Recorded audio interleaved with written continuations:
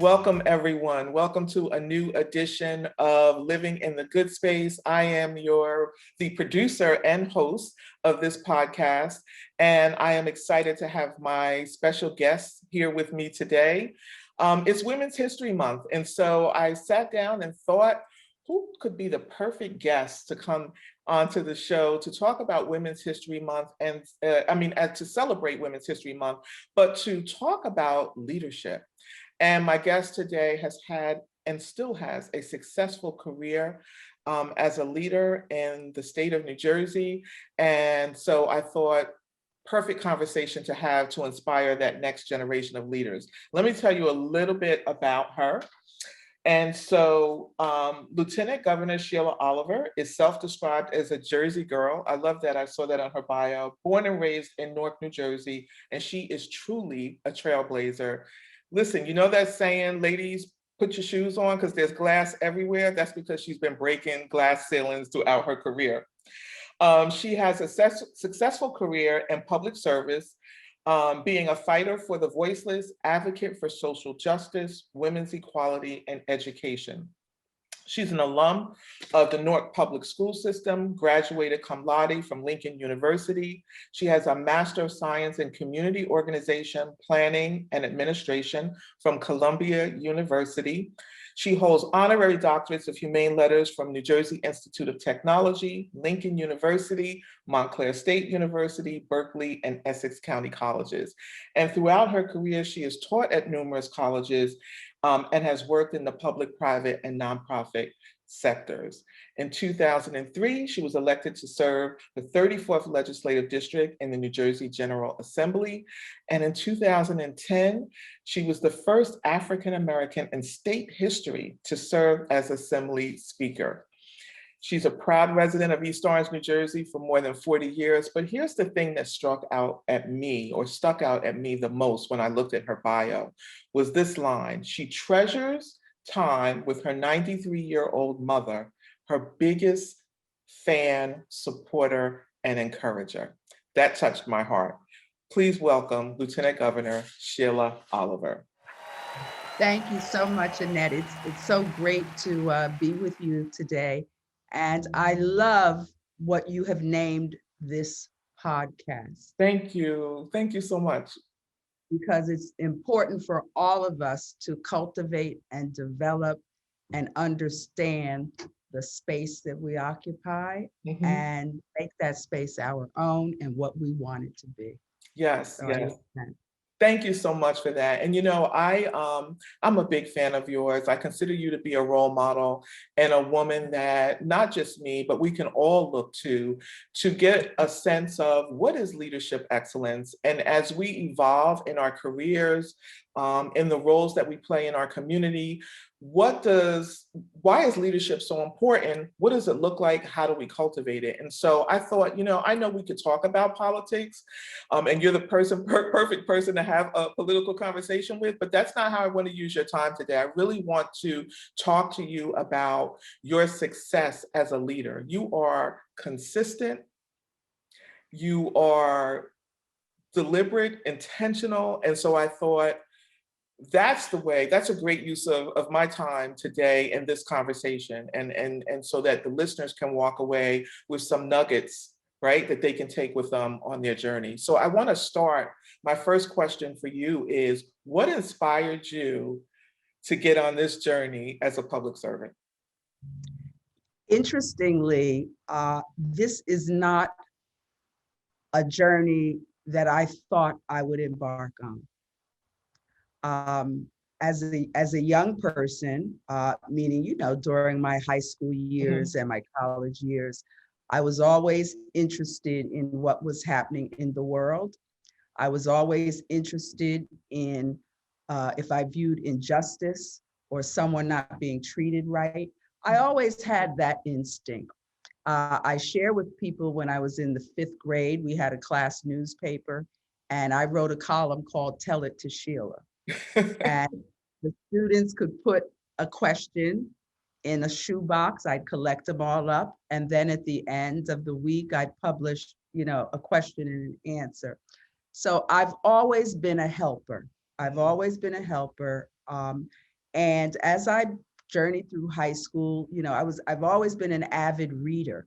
Mhm. And I would read everything. But when I began to read the classics like A Tale of Two Cities, The Grapes of Wrath, To Kill a Mockingbird, those classics gave me a sense of society, the things that are right with society, what's wrong with society, um, how people are judged based on stereotypical things.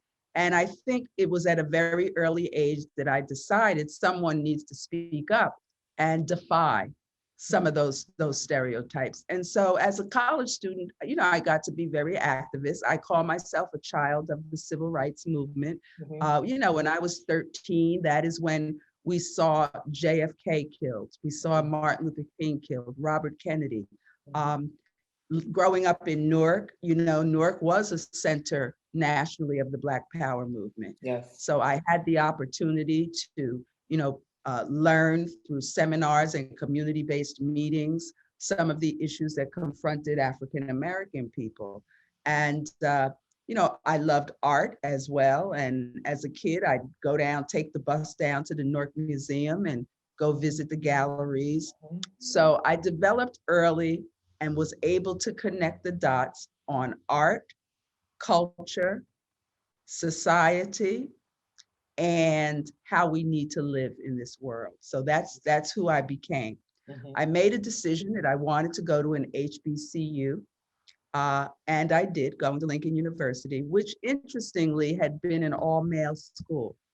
I think the fact that I had that experience has a lot to do with the successes I have had professionally, Mhm. because I went to college during the 70s. So that was not the period of time where there was woman empowerment, Right. and where the things that and resources and the support networks that women have built and cultivated today, we may have had that, but it wasn't formalized as it is today. Mm. But I always knew that I wanted to stick up and fight for people because they couldn't do it for themselves. Right. Interestingly, if you look at my high school yearbook from Weequahic High, you look under what my objective was to be a buyer.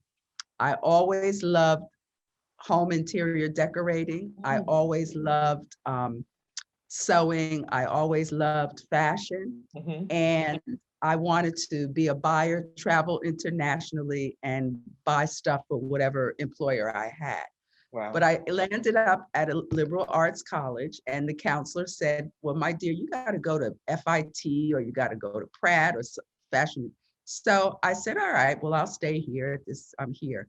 And Mhm. I fell in love with liberal arts curriculum because I could learn a little bit about everything. Everything. I Mhm. could. So that's what I chose to do.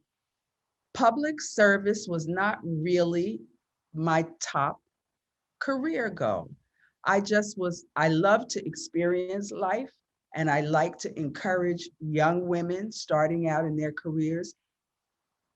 Be willing to take a risk, be Mhm. willing to go somewhere you've never been before, Mhm. be willing to have experiences that would be totally new to you. And that's the person that I was, and that's the person I became. When you're young, and when you're a young woman, you usually have a network, a clique, and I always had a network and a clique, but I would never confine myself Right. to relationships or friendships. I was, even if someone didn't like another person, as they do when we're in grammar school, Mhm. didn't matter to me. Mhm. I chose my own friendships. I chose my own directions I wanted to go in. And we are able to do that without feeling that we're violating, Right. the girlfriend code. And I would say that particularly to young women, high school, going into college, Mhm. be your own person, Yes. and be a critical thinker. And that's something that I always thank my mother for. My mother always taught me two things. One of the things my mom always taught me was to think for myself, be a critical, analytical thinker. And she always told me to demand my respect. Mm. Those were the two things that were etched into my brain as I went out into the world. to begin whatever I was going to begin. Getting out of grad school, I returned to Newark, and interestingly, my professors in school felt that I would be a good demographer. Now, what is a demographer? A demographer is someone who looks at statistics, looks at data, and is able to make projections about what's going to happen in economics or in socioeconomics, et cetera. And I was good at that. I was encouraged to go to Massachusetts Institute of Technology in Boston, but I had been away from home, and I was ready to come home. And that's why I chose to go to Columbia, because it was, in New York. But I'm telling this story for a reason, to encourage young folk. Don't be afraid to step out and do something different, Yes. even if you are not wanting to be away from home. Yeah. Because I often wonder how different my life would have been if I had chosen to go to Boston and to go to MIT and to become a demographer. There was only one African-American demographer in the country at the time. Her name was Dr. Christine Carter. She was at Princeton. And if I had pursued that, I would have become the second. So kind of like the stuff you see Steve Kornacki do when it's election time on TV, I would be doing things like that. Interestingly, Annette, I grew up as an introverted person. I was not an extrovert. I was very social. I had a lot of friends. I enjoyed doing things, but I was not the person that would stand up and articulate and be in charge. That's not who I was. But as I began to work and earn a living for myself, I progressively got into jobs where I was forced to have to do that. But to have to stand up in front of an audience and deliver remarks, my stomach would be in butterflies. An hour before I had to do that, I'd probably start sweating and getting clammy. And then when they would call me up to the podium, I'd be really on the verge of tears. Wow. But by having to do that over and over and over again, that's how I developed a comfort level with doing that. I think the other thing that helped me feel comfortable in doing that, I got involved in having to run training sessions, workshops, and seminars as part of a job that I had. And I think that's where the teacher educator side of me came out. And I always like to share knowledge with other people. And whatever knowledge I have, I like to share it with someone else.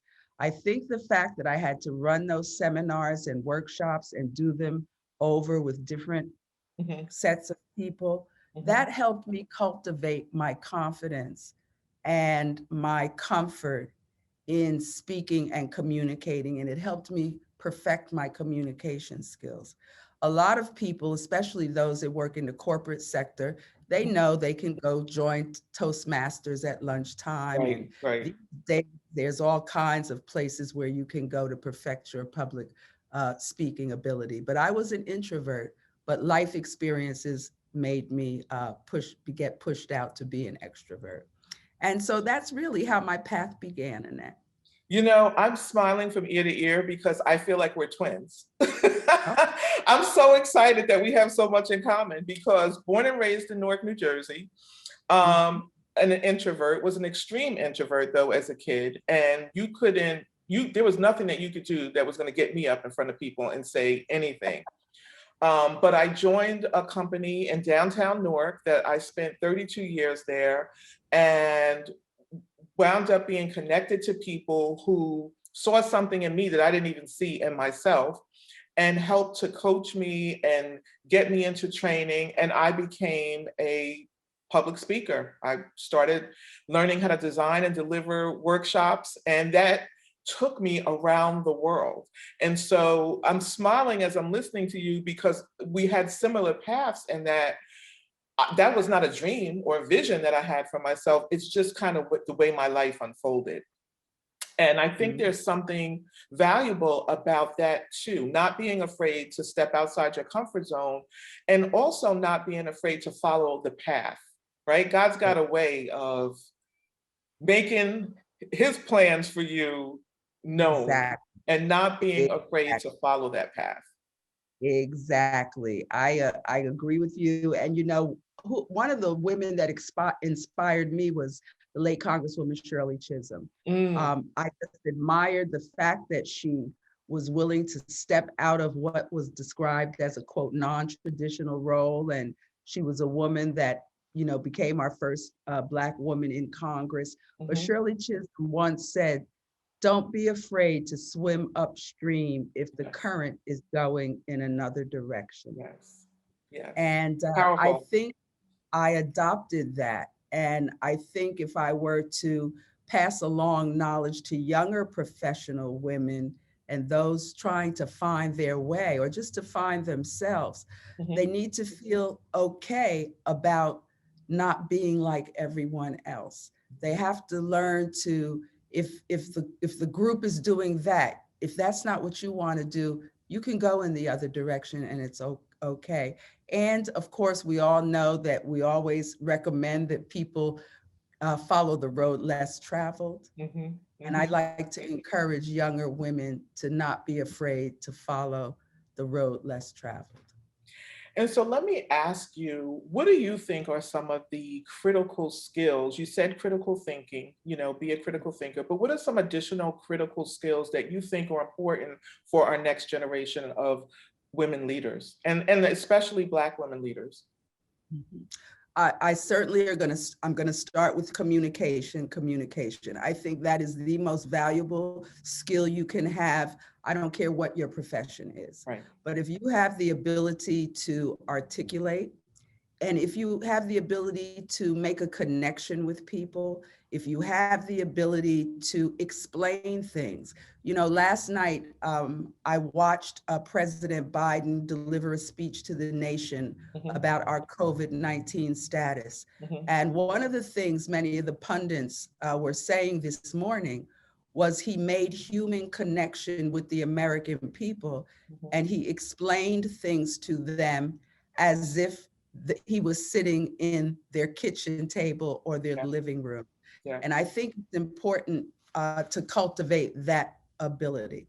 Mhm. I also think the ability to empathize. Mm, By that, I mean always have the ability to walk in another person's shoes. mhm. I think if you have the ability to walk in another person's shoes, it will give you the vision and the insight to look at issues or problems or challenges that we might be confronted with.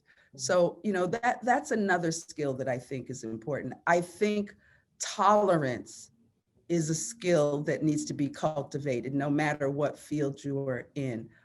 Tolerance is so good. And you can't have a short fuse, or Right. you can't jump to conclusion about things.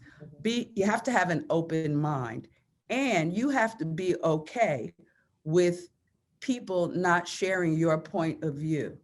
I am very Yes. open to other people's points of views. So when I look at my career, especially when I became an elected official, I could embrace people's ideologies that weren't similar to mine. It Mhm. didn't mean I adopted their ideology, but I Right. was willing to sit and listen. Right. I think those are valuable skills.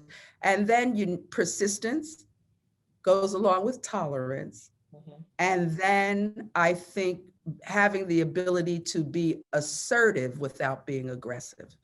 Yes, yes. And that leads me to a question, because I think a lot of times, especially as Black women, that whole assertiveness versus aggressiveness, the line becomes very blurred. Yes. And Yeah. so, yeah, and so I'd like to ask you, have you had situations where in your assertiveness, it is misperceived as aggression? And how do you navigate that? How do you manage that? Mhm.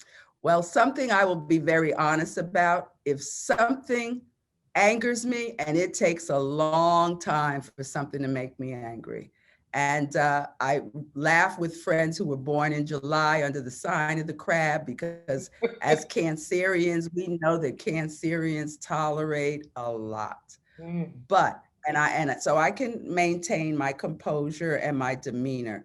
But if you really anger me and I've given you all this rope to wrap this thing around your neck, I'm going to just blow up. And maybe that's not the best thing to do, but I still have to manage that in my life, not blowing up. And I don't do it that often. But I think that it's important for us to learn that as a skill also, because there is a difference between assertiveness and aggressiveness. Yeah. And assertiveness does not mean we're Diary of the Angry Black Woman. That's not Right. what assertiveness is about. But, for so long, historically, our gender was relegated to a place where we were not supposed to be assertive. We were not supposed to speak up for ourselves. We were supposed to be accepting of anything that was put on us. And I think assertiveness just means that that's not the way it's going to be. Right. You are not going to allow anyone to just impose something on you. You're not going to allow someone to just, tell you where your place is or what your space is. And I think that that's what the whole women's empowerment movement has been about through the years and through the decades. It's about women understanding they have a voice. Their voice is just as equal to anyone else's voice. Their capabilities are just as equal to anyone else's. And to me, when you begin to think like that, you'll develop assertiveness versus aggression. Aggression isn't good because aggression doesn't help you get things solved. But I think you can be assertive and you can be a problem solver, and you are more willing to have people come to your side of thinking if you can communicate it well in a non-threatening, non-combative, non-confrontational way. I think you'll have more success like that. And the other thing I think is we can't have pity parties. And women often are good at having a good old pity party, feeling sorry for ourselves and, the world is against us. And I think if you have that type of thinking attitudinally, you're not going to succeed in some of the things that you might try to attempt. We cannot permit ourselves to feel victimized. And, I often feel when, as a woman, and if it's a work environment, when you walk into a room and you sit at the conference table, you are as equal as anyone else sitting at that table in that conference room. And I think that is something I like to just encourage my younger women to do. And that was a tough lesson for me, being an introvert. And I mean, again, people look at the work that I do and they say, when were you ever an introvert? Because I'm so outspoken now. But the reason why is because once I found my voice and I got acquainted with my voice and reacquainted with myself as a woman, and I mean, through lots of work, I had to do a lot of work. I didn't want to turn it off, which is why I do the podcast and which is why I do the consulting work that I do, because I want to be able to share those experiences from women like you, from my own experiences with the next generation. Because when I look back, I didn't really, there were role models, but these were not conversations that I had in my home. And so the conversations that I have with my daughters, it's been very different from the conversations that my mother had with me. And so it's really nice to have spaces and opportunities like this to have conversations with women like yourself around some of the challenges and the lessons learned, and an opportunity to pause and celebrate our own victories and the things that we've accomplished. So I want to ask you if you could identify one key lesson that you've learned that you have taken with you on this journey, what would it be? It's a slogan from a T-shirt that I once owned. And the T-shirt has a photo of an old-fashioned ship with sails.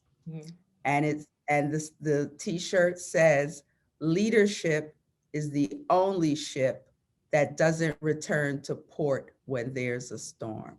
Mm, And that's rich. I'm- yes, yes, yes. And you're going to have trials and tribulations. The Mm, wind is going to blow. The sea is going to be rough. You're going to rock back and forth, and you're not going to know if you're going to survive. And should you jump ship and jump overboard? But if you really want to emerge as a leader, you have to hang in there and navigate those rough seas. yes. Yes. And I've heard people say, people who are very successful say, it's during those times that that's where they grew. You know, that Exactly. term, grow through it. Don't just go through it, but Exactly. grow through it.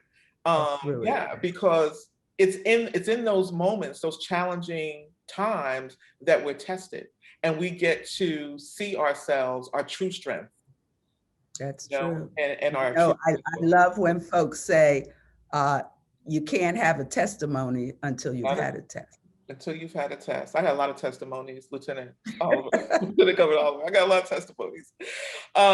So I know our time is running short, and there's a couple more things that I want to, a couple more questions I want to ask you. And one is, and I know this is a very, very common question that is usually asked, but I love it. What would you tell your 21-year-old self today, as this successful leader that you've become and the journey that you've traveled? If you had a conversation, if you had an opportunity to have a conversation with your 21-year-old self, what would you tell her? My 21-year-old self, I would have told her to be more comfortable speaking up, Mm, because as an introvert at age 21, I wasn't there. yeah. Maybe I got there by age 25, but I wasn't there at age 21. I would also tell my 21-year-old self to learn more about financial literacy. Mm, And I think that, um, in my era as a baby boomer, women also were not exposed to things like finances, financial management, what investment is all about, and that sort of thing.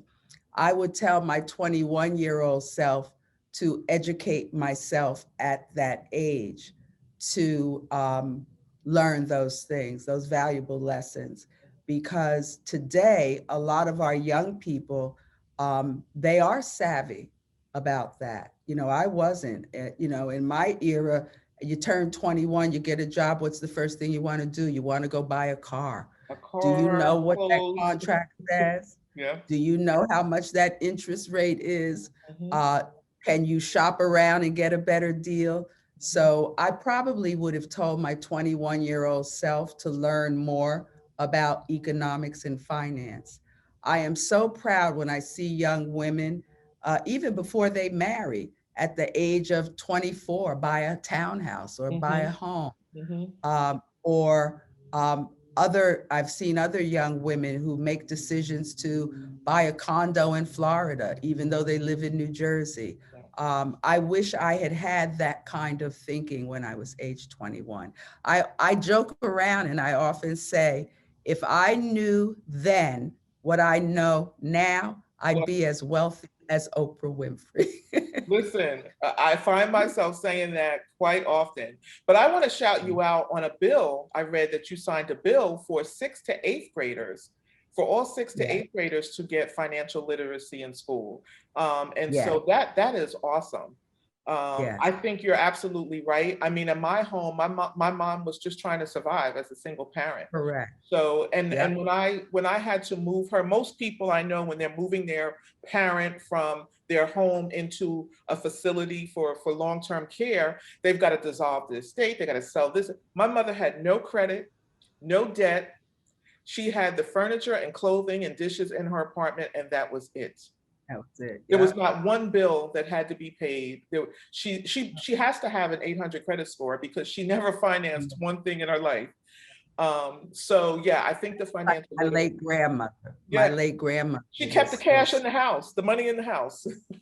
grandmother, grandfather. My last question for you before we wrap up is I ask this of all my guests: what does living in the good space mean to you? Living in the good space means that I love myself. Mm, It means that I appreciate some of the smallest, most insignificant things. I appreciate waking up and hearing birds chirp, or watching a sunrise, or just listening to the stillness early in the morning before people, start mm, moving about. mhm.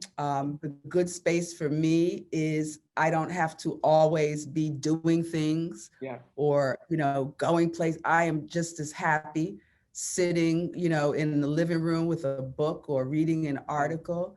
Um, Being in a good space for me means spending time with people who are important to me in my life. Mhm. Um, and just having appreciation for being here. That's what living in a good space means for me. Wow. I am so honored to have this conversation with you today. I knew it was going to be good. I Mhm. have quite a few nuggets that I'm going to take with me and that I will continue to share. The one thing that stuck out from my conversation with you, from me personally, is really embracing yourself and being comfortable in your own skin, and not feeling as though you have to take on anything of anyone else's, but to just own your power, be comfortable in the skin that you're in, and appreciate your voice and what you bring to the table. And so that's why I'm a super fan of yours. That's why I love you and consider you a role model. And I appreciate you being willing to take the time to be a guest on my new podcast. I know how busy your schedule is. You are the Lieutenant Governor of the state of New Jersey. People, let that marinate. That's who I have as my guest today. Thank you, Renee. And I want to say something to you, not just as an accomplished professional woman, but as a mother. And I do know your daughters, and you have done a tremendous, tremendous job raising two very smart and savvy Thank you. and brilliant young women. And I just want to tell you that you need to take a lot of pride in the daughters that you have left Oh, here on thank this. you. Thank you You're, so much. That means the world to me. you're welcome. Thank you. Thank you, Lieutenant Governor Thank Sheila you. Oliver. I appreciate you and best wishes to you as you continue on your journey. As you too. Take care. Okay. Thank you.